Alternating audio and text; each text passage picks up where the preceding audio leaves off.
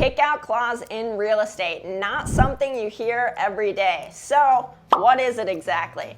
A kick-out clause is basically when a buyer and a seller are currently under contract on the property that allows the seller to continue marketing the property and accept backup offers that in turn, basically once you receive that backup offer, you have to provide that to the buyer. And then within 72 hours, the buyer then has to make an additional deposit on the property, which is an agreed upon amount when you sign the addendum.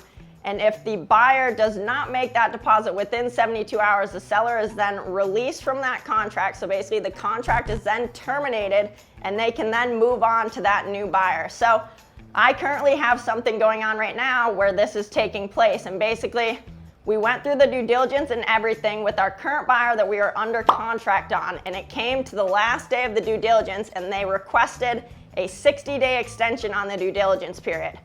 My client representing the seller ultimately did not want to proceed with this buyer because it's like, why didn't they do any more or make any more progress during that first 30 days of the due diligence to now ask for 60 more days? So the buyer came back to me and he asked, hey, what if we do a kick-out clause? Because my client ultimately just does not want to extend. However, if we include this, it'll allow us, me representing the seller, to continue marketing the property like it weren't really under contract. And it's going to push the buyer to continue throughout the process of trying to get the zoning and use approval because it's a commercial property and they're trying to turn it into an ALF.